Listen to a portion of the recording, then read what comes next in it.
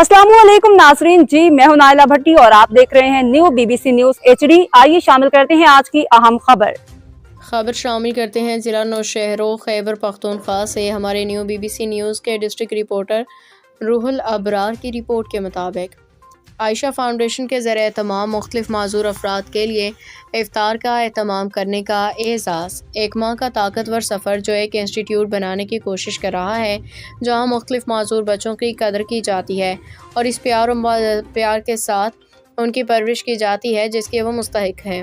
रमज़ानुल मुबारक के मुक़द्दस महीने में होने वाली इस तकरीब में मेहमान ख़ुसूसी मारूफ रुबाब मेहंदी ने शिरकत की।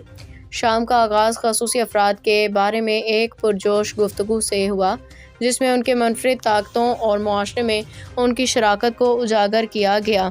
बैरिस्टर रब नवाज मेहंदी ने मौजूदगी ने तकरीब को चार चांद लगा दिए। आयशा फाउंडेशन का इक़दाम वाकई काबिल सिताइश है। आयशा फाउंडेशन का इक़दाम वाकई काबिल सिताइश है क्योंकि ये न सिर्फ समाजी कारी के एक प्लेटफॉर्म मुहैया करता है बल्कि इससे ताल्लुक़ और शमूलियत के एहसास को भी फ़रोग़ मिलता है। इस इक़दाम के पीछे माँ की कहानी इस बात का सबूत है कि एक शख्स मुस्बत तब्दीली पैदा करने में एक असर डालता है। आयशा फाउंडेशन का इफ्तार पहल हमदर्दी, शमूलियत और कम्युनिटी सर्विस की अहमियत की दिल दहला देने वाली याद दहानी है। ये एक ज़्यादा मसावी मुआशरे बनाने की ज़रूरत को उजागर करता है जहाँ हर किसी को तरक्की के मनाजिल तय करने और अपना हिस्सा डालने का मौका मिले। अब तक के लिए इतना ही। मज़ीद खबरों और अपडेट्स के लिए देखते रहें न्यू BBC न्यूज HD।